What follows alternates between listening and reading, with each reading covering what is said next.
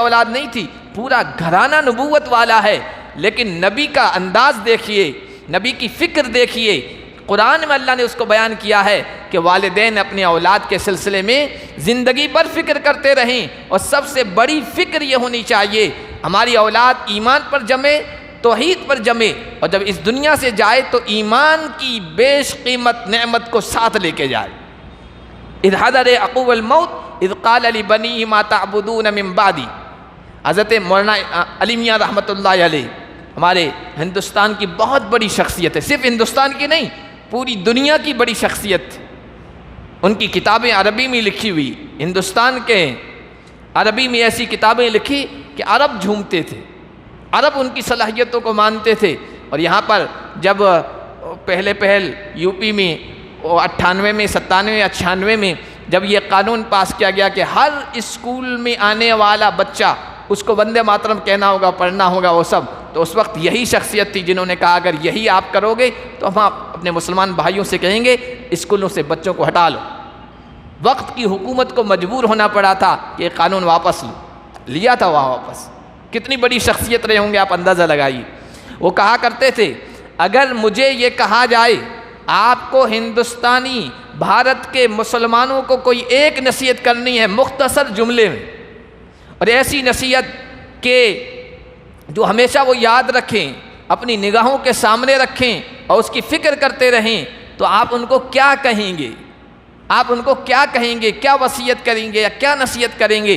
تو وہ کہا کرتے تھے کہ میری خواہش یہ ہے کہ ہر مسلمان کے گھر میں، اس کے آفس میں، اس کے رہنے کی جگہ، اس کی نگاہوں کے سامنے جہاں ہمیشہ اس کی نگاہیں پڑتی رہیں، میں یہ کہوں گا کہ ہر مسلمان ایک بڑے سے تختے پر یہ لکھ کے رکھ دے ما تعبدون من بعدی۔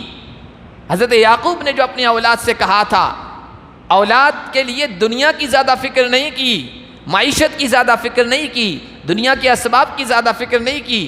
ما تعبدون من بعدی، آنے والی نسلوں میرے بعد تم کن کی عبادت کرو گے یہ بتاؤ مجھے۔ اس دنیا سے جا رہے ہیں یہ فکر ہے۔ تو اولاد بھی دینی ماحول میں تھی، نبوت والے ماحول میں، انہوں نے کہا نعبد الہک و الہ آبائک ابراہیم و اسماعیل و اسحاق الہا واحدا ونحن لہ مسلمون۔ ابا جان، دادا جان، نانا جان، کیونکہ پوتے بیٹے سب نواسے وہی تھے، انہوں نے کہا آپ بے فکر ہو کے جائیے، ہم آپ کے آبا و اجداد ابراہیم، اسماعیل، اسحاق کے دین پر جمے رہیں گے۔ انہوں نے جس معبود کی عبادت کی، ایک الہ کی، ایک معبود کی، ہم بھی اسی کی عبادت پر جمے رہیں گے اور ہم اسی کے فرما بردار ہیں، اس سے ذرا بھی ادھر ادھر نہیں ہٹیں گے، یعنی توحید کے راستے پر ہم جمے رہیں گے، چاہے کتنی ہی مشکلات کیوں نہ آئے۔ دنیا سے جا رہے ہیں، اپنی اولاد کی آنے والے نسلوں کی فکر لگی ہوئی ہے۔ تو ایک ایمان والے کو ایک اللہ کے فرما بردار بندے کو ہمیشہ فکر ہوتی ہے اپنی اولاد کی، اور یہ قرآن ہمیں سکھاتا ہے اپنی اولاد کی تعلیم، اپنی اولاد کی تربیت کی فکر ہمیں کرنی ہے۔ وَنَشْهَدُ أَنَّ سَيِّدَنَا وَمَوْلَانَا مُحَمَّدًا عَبْدُهُ وَرَسُولُهُ أما بعد فأعوذ بالله من الشيطان الرجيم بسم الله الرحمن الرحيم يا أيها الذين آمنوا قوا أنفسكم وأهليكم نارا وقودها الناس والحجارة وقال النبي صلى الله عليه وسلم ما نحل والد ولده أفضل من أدب حسن أو كما قال النبي صلى الله عليه وسلم۔ درود شریف پڑھ لیں۔ اللهم صل على محمد وعلى آل محمد كما صليت على إبراهيم وعلى آل إبراهيم إنك حميد مجيد۔ اللهم بارك على محمد وعلى آل محمد كما باركت على إبراهيم وعلى آل إبراهيم إنك حميد مجيد۔ کیا مائک شروع کیا گیا؟ بند کر۔ میرے محترم بزرگوں، اور عزیز دینی بھائیوں،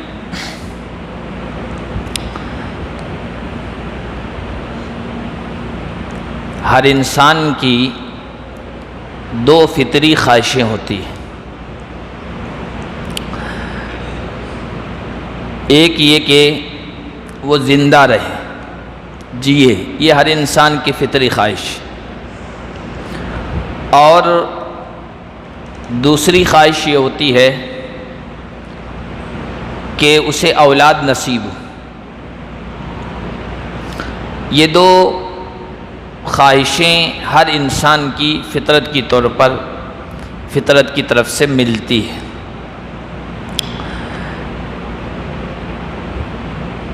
اولاد کا ہونا یہ تو انسان کے علاوہ اور جانداروں میں بھی ہوتا ہے۔ جانور ملاپ کرتے ہیں، افزائش نسل ہوتی ہے، نسل بڑھتی ہے ان میں، اور وہ اپنے بچوں کو روزی حاصل کرنے کے طریقے اور دشمن سے محفوظ رہنے کے فطری طریقے بتاتے ہیں، لیکن ان کی تعلیم، ان کی تربیت، ان کی ترقی یہ جانور نہیں بتاتے اپنے بچوں کو، اس لیے کہ وہ خود اس نعمت سے محروم ہیں۔ لیکن انسان اپنی نسل بڑھاتا ہے، بڑھانے کے ساتھ روزی حاصل کرنے کے ذریعے بھی اس کو سکھاتا ہے، دشمن سے حفاظت کے طریقے بھی بتاتا ہے، لیکن اس میں خوبی یہ ہے کہ وہ اپنی اولاد کی، اپنی نسل کی تربیت بھی کرتا ہے، اس کو تعلیم بھی دیتا ہے، اس کی ترقی کے راستے بھی اپنانے کی کوشش کرتا ہے، ترقی کے راستے بھی اپنی نسل کو، اپنی اولاد کو بتاتا ہے، اس لیے کہ انسان کو اللہ تعالیٰ نے عقل دی ہے، فہم دی ہے، سمجھ دی ہے، بصیرت عطا فرمائی ہے، ضمیر عطا فرمایا ہے۔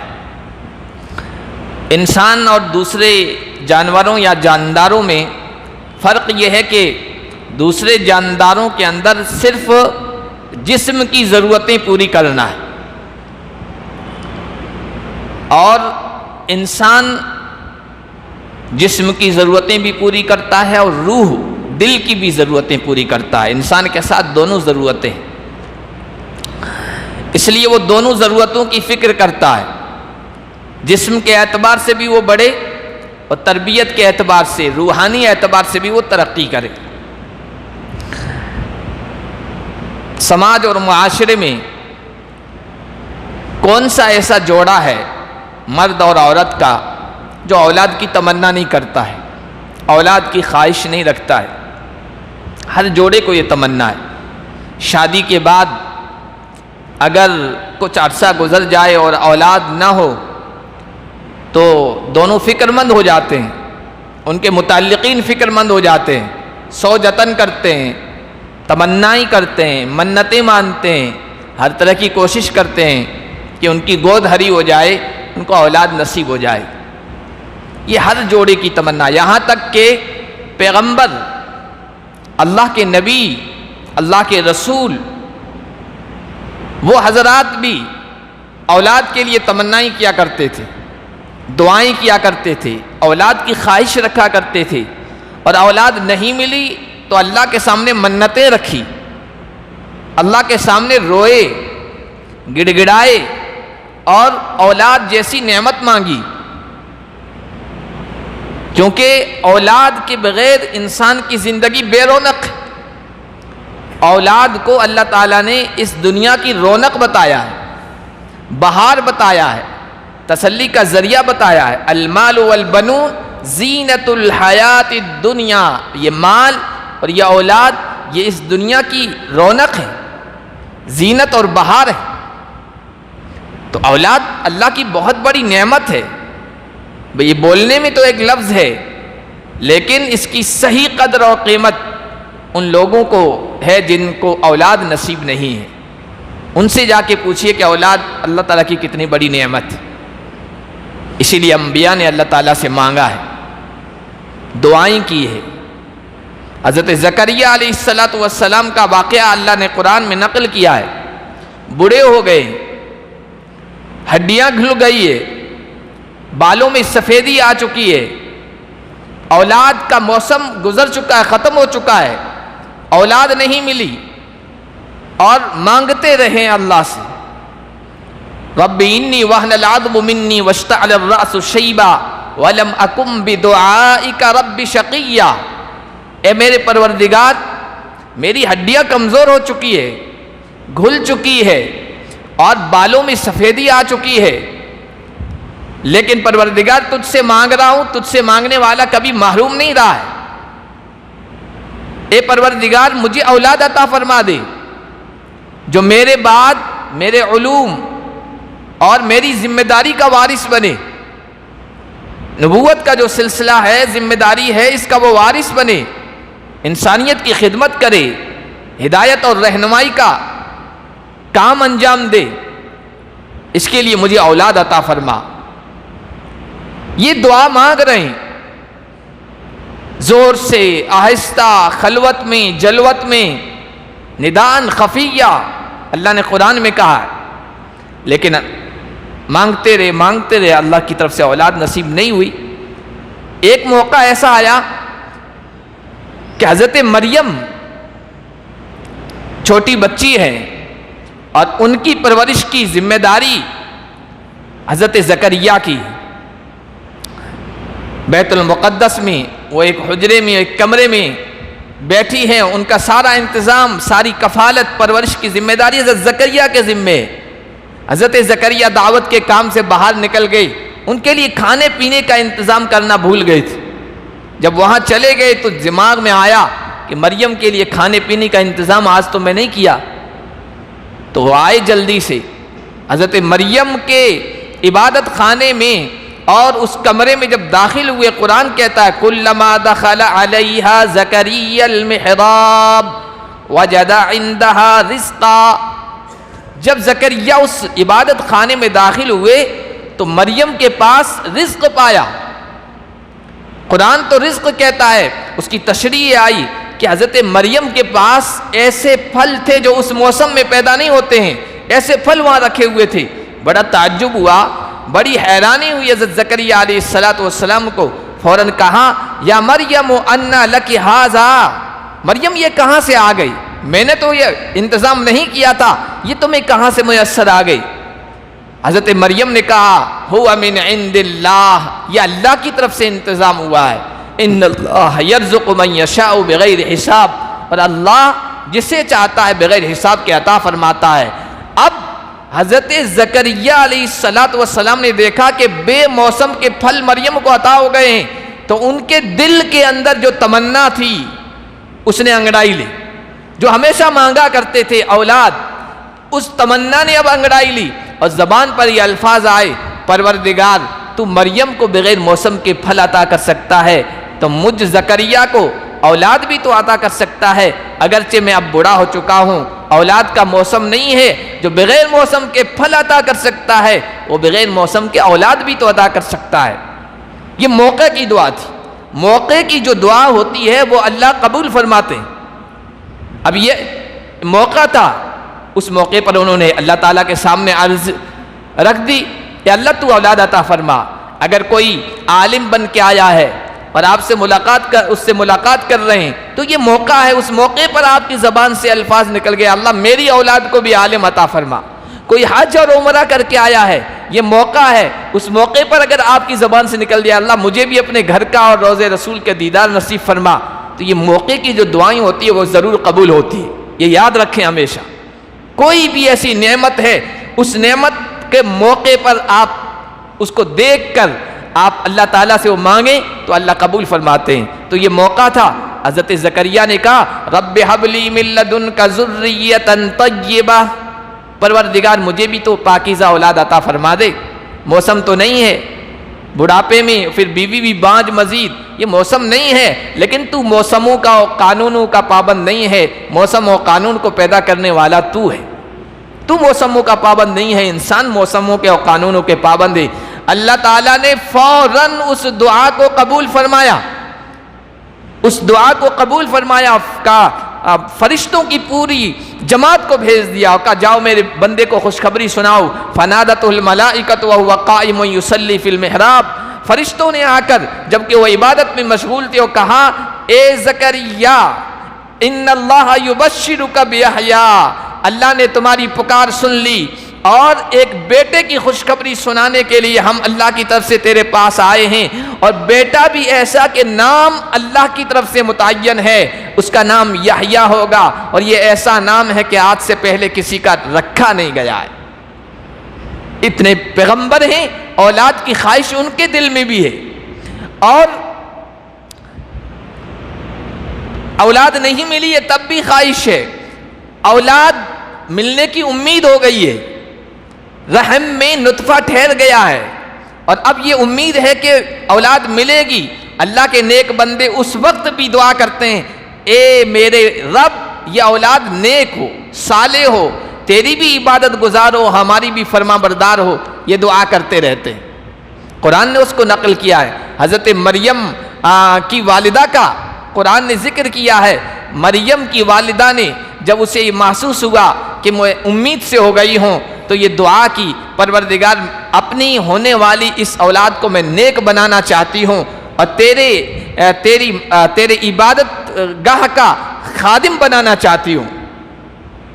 یہ انہوں نے تمنا ظاہر کی، بلکہ منت مانی، لیکن ہوا یہ کہ جب ولادت ہوئی تو بچہ نہیں تھا، بچی تھی، لڑکی تھی، حضرت مریم تھی۔ اللہ تعالیٰ نے کہا کہ گھبرانے کی ضرورت نہیں ہے، پریشان ہونے کی ضرورت نہیں ہے، لیس الذکر کالانثیٰ، یہ عام بچیوں کی طرح نہیں ہے، یہ بچی بڑی نیک عبادت گزار اور اللہ کی قدرت کی نشانی کا ایک ذریعہ بننے والی ہے۔ پیٹ میں ہے، اللہ کے نیک بندے اولاد کے لیے فکر کر رہے ہیں، دعائیں کر رہے ہیں، اور پھر اولاد پیدا ہو گئی۔ اولاد پیدا ہونے کے بعد یہ نہیں کہ ان کو ایسے ہی چھوڑ دیا جائے، زندگی بھر اللہ کے نیک بندوں کو یہ فکر رہتی ہے کہ ہماری اولاد نیکی پر رہے اور دین پر رہے اور ایمان پر جمے، اور جب اس دنیا سے جائے تو ایمان کے ساتھ جائے، ایمان کے ساتھ جائے، زندگی بھر یہ فکر رہتی ہے۔ اس کی بھی مثال اللہ تعالیٰ نے بیان فرمائی ہے، کسی عام آدمی، عام انسان کی مثال نہیں ہے، حضرت یعقوب علیہ السلام کی مثال اللہ تعالیٰ نے قرآن میں بیان فرمائی ہے۔ اور حضرت یعقوب کا خاندان کوئی معمولی خاندان نہیں ہے، کوئی معمولی خاندان نہیں ہے۔ حضرت یعقوب بیٹے ہیں حضرت اسحاق کے، حضرت اسحاق بیٹے ہیں حضرت ابراہیم کے، اور پھر یہ تین تو یہ نبوت کا سلسلہ ہو گیا، خود حضرت یعقوب کے بیٹے حضرت یوسف ہیں۔ 4 نسلوں سے جن میں نبوت ہے، جس خاندان میں، جس گھرانے میں 4 نسلوں سے نبوت ہے، رسالت ہے، اللہ کے نبی پیدا ہو رہے ہیں، ایسا پاکیزہ، ایسا روحانی، ایسا ایمان والا گھرانہ ہے۔ لیکن حضرت یعقوب علیہ السلام جب اس دنیا سے جا رہے ہیں، آخری وقت ہے، بستر مرگ پہ پڑے ہوئے ہیں، تو اپنی اولاد کو، اپنے پوتوں کو، اپنے نواسوں کو، جو بھی اس فیملی میں تھے، جو تقریباً 100 یا 100 سے کچھ زیادہ تھے، وہ ان سب کو جمع کیا، اور ان سب کو جمع کرنے کے بعد کیا فکر ان کو دامنگیر ہے، کیا فکر لگی ہوئی، یہ بتانے کا مقصد ہے کہ ام کنتم شہداء اذ حضر یعقوب الموت اذ قال لبنیہ ما تعبدون من بعدی، کیا تم لوگ اس وقت موجود تھے، قرآن کہتا ہے، جب حضرت یعقوب کا آخری وقت آیا، موت آنے کا وقت آ گیا، اذ حضر یعقوب الموت اذ قال لبنیہ، جب انہوں نے اپنی اولاد کو جمع کر کے کہا ما تعبدون من بعدی، بتاؤ میرے بعد تم کس کی عبادت کرو گے، کن سے کہہ رہے ہیں؟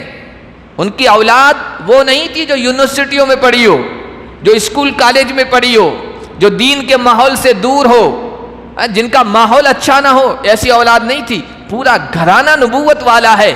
لیکن نبی کا انداز دیکھیے، نبی کی فکر دیکھیے، قرآن میں اللہ نے اس کو بیان کیا ہے کہ والدین اپنی اولاد کے سلسلے میں زندگی بھر فکر کرتے رہیں، اور سب سے بڑی فکر یہ ہونی چاہیے ہماری اولاد ایمان پر جمے، توحید پر جمے، اور جب اس دنیا سے جائے تو ایمان کی بیش قیمت نعمت کو ساتھ لے کے جائے۔ اذ حضر عقوب الموت اذ قال لبنیہ ما تعبدون من بعدی. حضرت مولانا علی میاں رحمۃ اللہ علیہ ہمارے ہندوستان کی بہت بڑی شخصیت ہے، صرف ہندوستان کی نہیں پوری دنیا کی بڑی شخصیت. ان کی کتابیں عربی میں لکھی ہوئی، ہندوستان کے عربی میں ایسی کتابیں لکھی کہ عرب جھومتے تھے، عرب ان کی صلاحیتوں کو مانتے تھے. اور یہاں پر جب پہل یو پی میں 98 میں 97 98 میں جب یہ قانون پاس کیا گیا کہ ہر اسکول میں آنے والا بچہ اس کو وندے ماترم کہنا ہوگا، پڑھنا ہوگا، وہ سب، تو اس وقت یہی شخصیت تھی جنہوں نے کہا اگر یہی آپ کرو گے تو ہم اپنے مسلمان بھائیوں سے کہیں گے اسکولوں سے بچوں کو ہٹا لو. وقت کی حکومت کو مجبور ہونا پڑا تھا کہ یہ قانون واپس لیا تھا وہاں واپس. کتنی بڑی شخصیت رہے ہوں گے آپ اندازہ لگائیے. وہ کہا کرتے تھے اگر مجھے یہ کہا جائے آپ کو ہندوستانی بھارت کے مسلمانوں کو کوئی ایک نصیحت کرنی ہے مختصر جملے میں، اور ایسی نصیحت کہ جو ہمیشہ وہ یاد رکھیں، اپنی نگاہوں کے سامنے رکھیں اور اس کی فکر کرتے رہیں، تو آپ ان کو کیا کہیں گے؟ آپ ان کو کیا کہیں گے؟ کیا وصیت کریں گے یا کیا نصیحت کریں گے؟ تو وہ کہا کرتے تھے کہ میری خواہش یہ ہے کہ ہر مسلمان کے گھر میں، اس کے آفس میں، اس کے رہنے کی جگہ، اس کی نگاہوں کے سامنے جہاں ہمیشہ اس کی نگاہیں پڑتی رہیں، میں یہ کہوں گا کہ ہر مسلمان ایک بڑے سے تختے پر یہ لکھ کے رکھ دے ما تعبدون من بعدی. حضرت یعقوب نے جو اپنی اولاد سے کہا تھا، اولاد کے لیے دنیا کی زیادہ فکر نہیں کی، معیشت کی زیادہ فکر نہیں کی، دنیا کے اسباب کی زیادہ فکر نہیں کی. ما تعبدون من بعدی، آنے والی نسلوں میرے بعد تم کن کی عبادت کرو گے یہ بتاؤ مجھے. اس دنیا سے جا رہے ہیں یہ فکر ہے. تو اولاد بھی دینی ماحول میں تھی، نبوت والے ماحول میں. انہوں نے کہا نعبد الہک و الہ آبائک ابراہیم و اسماعیل و اسحاق الہا واحدا ونحن لہ مسلمون. ابا جان، دادا جان، نانا جان، کیونکہ پوتے بیٹے سب نواسے وہی تھے. انہوں نے کہا آپ بے فکر ہو کے جائیے، ہم آپ کے آبا و اجداد ابراہیم، اسماعیل، اسحاق کے دین پر جمے رہیں گے. انہوں نے جس معبود کی عبادت کی، ایک الہ کی، ایک معبود کی، ہم بھی اسی کی عبادت پر جمے رہیں گے اور ہم اسی کے فرما بردار ہیں، اس سے ذرا بھی ادھر ادھر نہیں ہٹیں گے. یعنی توحید کے راستے پر ہم جمے رہیں گے چاہے کتنی ہی مشکلات کیوں نہ آئے. دنیا سے جا رہے ہیں، اپنے اولاد کی آنے والے نسلوں کی فکر لگی ہوئی ہے. تو ایک ایمان والے کو ایک اللہ کے فرمان بردار بندے کو ہمیشہ فکر ہوتی ہے اپنی اولاد کی. اور یہ قرآن ہمیں سکھاتا ہے اپنی اولاد کی تعلیم، اپنے اولاد کی تربیت کی فکر ہمیں کرنی چاہیے. اللہ کے نبی صلی اللہ علیہ وسلم نے بیان فرمایا ما نحل والد ولدہ افضل من ادب حسن. اولاد کے لیے ہم بہت کچھ دیتے ہیں، بہت کچھ جتن کرتے ہیں، دنیا کی دولت کے لیے، دنیا کی پراپرٹی کے لیے، دنیا کے کاروبار کے لیے فکر کرتے ہیں کہ ہمارے بعد ہماری اولاد، ہمارے بچے، ہم سے متعلقین یہ کسی کے محتاج نہ رہیں، کسی کے ضرورت مند نہ رہیں. گفٹ دیتے ہیں، تحفے دیتے ہیں، ان کو بہلانے کے لیے سب کچھ کوشش کرتے ہیں. اللہ کے نبی نے فرمایا کوئی والد اپنی اولاد کو جو عطیہ دیتا ہے، تحفہ دیتا ہے، کوئی گفٹ عطا کرتا ہے، ما نحل والد ولدہ افضل من ادب حسن، اچھی تعلیم، اچھی تربیت، اچھے ادب سے بڑھ کر کوئی اور تحفہ نہیں ہو سکتا ہے. والدین کی طرف سے اولاد کے لیے اچھی تربیت اور تعلیم اور ادب سے بڑھ کر کوئی اور تحفہ نہیں ہو سکتا ہے. یہ اللہ کے نبی صلی اللہ علیہ وسلم نے بیان فرمایا. اور آقا نے فرمایا اکرموا اولادکم وادبوہم، اپنی اولاد کا اکرام کرو، اپنی اولاد کی عزت کرو، اپنی اولاد کا خیال رکھو اور ان کو ادب سکھاؤ، ان کی تربیت اچھی کرو، ان کو اچھے اخلاق سکھاؤ، ان کو اچھا کردار سکھاؤ. حضرت علی رضی اللہ تعالی عنہ سے روایت ہے کہ آقا صلی اللہ علیہ وسلم نے فرمایا اپنی اولاد کو 3 چیزیں بنیاد ہی میں سکھا دو، شروع میں سکھا دو. بچے ہیں، ابھی پروان چڑھ رہے ہیں، نشو و نما پا رہے ہیں، چھوٹی عمر میں ہیں، اسی عمر میں ان کے ذہن و دماغ میں 3 چیزوں کی محبت کو ڈال دو، ان کے دلوں میں 3 چیزوں کی محبت پیدا کرو. اللہ کے رسول کی محبت، اللہ کے رسول کی محبت اور اللہ کے رسول سے جو متعلق ہیں صحابہ، اہل بیت، ان کے گھرانے کے افراد، ان کی محبت پیدا کرو اور قرآن کی محبت پیدا کرو۔ اللہ اور اس کے رسول کی محبت، رسول کے گھرانے اور آپ کے صحابہ کی محبت اور قرآن کی محبت پیدا کرو۔ یہ حضرت علی رضی اللہ تعالیٰ عنہ سے روایت ہے کہ آقا نے امت کو یہ تعلیم دی ہے، اپنی اولاد کو یہ سکھاؤ۔ اولاد اللہ کی طرف سے ایک بڑی نعمت ہے، اور اس نعمت کے ملنے کے بعد ہمیں اس کی جس طرح ہم دنیا کی فکر کرتے ہیں، دنیا کے سلسلے میں ان کے لیے فکر مند ہوتے ہیں، اس سے کہیں زیادہ آخرت کے لیے، ان کی دینی تعلیم و تربیت کے لیے، ان کی اخلاقی تربیت کے لیے ہمیں فکر مند ہونا چاہیے۔ اگر ہم نے اپنی ذمہ داری نہیں نبھائی تو اس دنیا میں بھی بدنامی کا، رسوائی کا ذریعہ بنیں گے، اور آخرت میں بھی رسوائی کا اور ناکامی کا ذریعہ بنیں گے۔ اس دنیا میں بھی یہ اولاد جو بغیر ادب کے بڑی ہو گئی، بغیر تربیت کے بڑی ہو گئی، بغیر تعلیم کے بڑی ہو گئی، یہ آگے چل کر ہماری رسوائی کا، ہماری بدنامی کا ذریعہ بنے گی، اور آخرت میں بھی رسوائی کا ذریعہ بنے گی، بلکہ اللہ کی گرفت اور اللہ کے عذاب کا ذریعہ بنے گی۔ قرآن میں بیان فرمایا ہے، اگر اولاد کے سلسلے میں ہم نے فکر مندی نہیں کی اور ان کی صحیح تربیت نہیں کی، دین نہیں سکھایا، تو کل قیامت کے دن یہ آپ کے خلاف، یعنی والدین کے خلاف اللہ کے دربار میں کھڑے ہو جائیں گے، کہیں گے ربنا انا اطعنا سادتنا وکبراءنا فاضلونا السبیل۔ پروردگار یہ ہمارے بڑے ہیں، یہ ہمارے بڑے ہیں، ہمارے والدین ہیں، دنیا میں تو انہوں نے ہمیں لگایا، دنیا کے کمانے کے تو گر سکھائے، تجارت کے کاروبار کے گر سکھائے، دنیا کی تعلیم میں ہمیں آگے بڑھایا، ہمیں انہوں نے کہا کہ انجینئر بننا، ہم انجینئر بن گئے، ڈاکٹر بننا، ڈاکٹر بن گئے، انہوں نے کہا کہ کمپیوٹر سائنس پڑھنی، ہم نے وہ حاصل کر لی، دنیا کی جتنی ترقی تھی انہوں نے ہمیں اس پر لگایا، ہم نے حاصل کر لی، لیکن انہوں نے کبھی دین ہی نہیں سکھایا، ہمیں اخلاق نہیں سکھائے، تربیت صحیح طریقے سے قرآن اور سنت کے مطابق ہونی چاہیے، انہوں نے ہمیں نہیں دی، ہم نے تو ان کی بات مان لی، جو کچھ یہ دنیا کے اعتبار سے کہتے رہے ہم کرتے رہے۔ سادتنا وکبراءنا فاضلونا السبیل، انہوں نے ہمیں غلط راستے پر ڈال دیا۔ ربنا آتہم ضعفین من العذاب والعنہم لعنا کبیرا، اے پروردگار ان کو دگنا عذاب دے اور ان پر لعنت برسا، اور لعنت بہت ہی خطرناک لفظ ہے، اپنی رحمت سے ان کو بالکل دور کر دے۔ غلطی خود کی، غلطی اولاد کی، گناہ اس کے، سب کچھ اس نے کیا، لیکن کل قیامت کے دن اس سے چھٹکارا پانے کے لیے آپ کے کندھوں پہ ڈال دیں گے، صرف ایک غلطی کی وجہ سے کہ آپ نے صحیح تربیت نہیں کی، صحیح اخلاق نہیں سکھائے۔ تو اللہ تبارک و تعالیٰ کی طرف سے اولاد کا ملنا یہ بہت بڑی نعمت، یہ بہت بڑی نعمت ہے، اس نعمت کی قدر ہونی چاہیے۔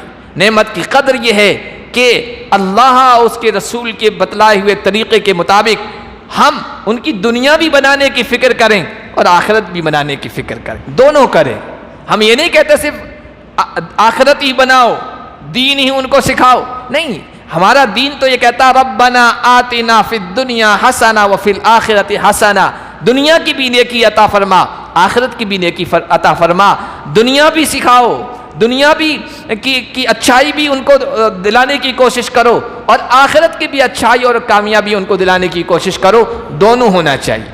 اکثر ہم دیکھتے ہیں کہ والدین اپنی اولاد کو یا تو صرف دنیاوی تعلیم دے رہے ہیں، دنیاوی تعلیم میں لگائے ہوئے ہیں، کچھ والدین ایسے ہیں جو صرف دینی تعلیم دے رہے ہیں، کچھ والدین ایسے ہیں جو نہ دین سکھا رہے ہیں نہ دنیا سکھا رہے ہیں، سب کوتاہی میں ہے اور تقصیر میں ہے۔ صرف دنیاوی تعلیم ہی نہیں، دنیاوی تعلیم کے ساتھ دینی تعلیم بھی ہو۔ بیٹا ڈاکٹر بنو، اچھا ہے، لیکن اپنے ایمان کے ساتھ زندگی بھر رہنا ہے، با اخلاق ڈاکٹر بننا ہے، ایمان والا ڈاکٹر بننا ہے، ایمان والا انجینئر بننا ہے، ایمان والا تاجر بننا ہے، یہ تربیت ہو۔ اور دین ساتھ میں سکھانا ہے، دین سکھا رہے ہیں لیکن دنیا کے اعتبار سے اس کو کچھ ہنر نہیں سکھا رہے ہیں تو وہ دوسروں کے محتاج ہو جاتے ہیں، یہ بھی نہیں ہونا چاہیے۔ دین کے ساتھ کچھ ہنر دنیا کے ان کو سکھانے چاہیے۔ اور تیسری قسم والدین کی، نہ دین سکھا رہے نہ دنیا سکھا رہے ہیں، ان سے زیادہ بڑھ کر خسارے اور نقصان میں کوئی ہے ہی نہیں. وہ تو اس دنیا میں بھی رسوا ہو جائیں گے، ناکام رہیں گے، نقصان کا سامنا کریں گے، آخرت میں تو ہے ہی.